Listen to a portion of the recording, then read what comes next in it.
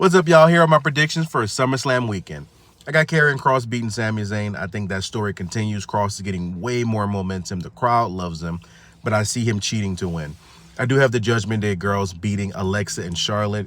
I love the we're not friends gimmick. We're allies of convenience, but ultimately the Judgment Day holds all the gold. For now, I do have Randy Orton and Jelly Roll taking the win over McIntyre and Paul. It's a feel-good match. Jelly Roll hits that boss man slam or that choke slam, gets to 1, 2, 3. Here's where it gets tough. I do think the Browns are going to beat my tribal chief and main event Jey Uso. I do think there's some shenanigans involved. I believe this match starts night one unless they've already advertised differently. I think that at the end of the day, you want to keep Breakker and Reed as strong as possible, especially with Seth not being there for now, because I do think there's something to Seth being injured. But I do have the Browns winning tonight. Jade Cargill, it's her time. I want to see another 50-0 streak. I want them to count it just like they did with her in AEW with the TBS title. And then ultimately, I have Gunther and Punk going no contest.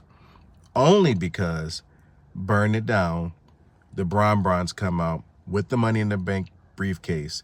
Seth is not actually injured anymore, if he even was injured to begin with. He cashes in and ruins the night. So technically, Seth wins the World Heavyweight Championship tonight, and they run the same exact play they ran with Naomi, ruining the match just as it's getting to the peak of the height. And starting with night two, I do have the Street Profits reclaiming the tag team titles in that crazy TLC match. I figure you start the show with that one, start off with a bang.